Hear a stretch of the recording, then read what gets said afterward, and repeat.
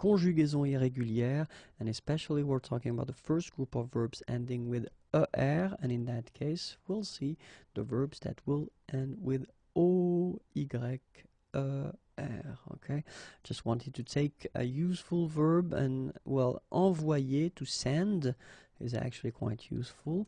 And so we'll see in this video that when we're talking about these verbs, so this subgroup of verbs that normally should be regular, well, they will be irregular, and it will only affect l'indicatif présent, le futur simple, le conditionnel présent, and then le subjonctif présent.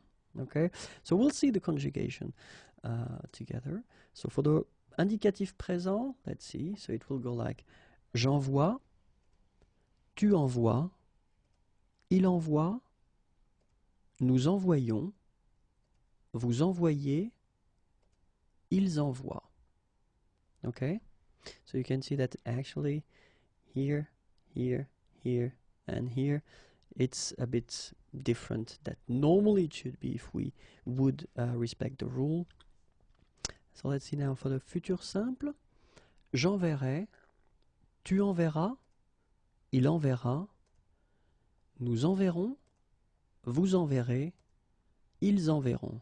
Okay, so now you can see that there is a big difference between what we saw, I mean, for the main group of verbs from the first group and this one, because actually, you know, enverrai form is quite far in a way from the envoyer. Okay, so let's see now conditionnel présent. Well, clearly it will be the same construction or the same idea of construction, so same modification. J'enverrai, tu enverrais, il enverrait, nous enverrions, vous enverriez, ils enverraient. Okay, and then let's see now le subjonctif présent. Que j'envoie, que tu envoies, qu'il envoie, que nous envoyons, que vous envoyez, qu'ils envoient.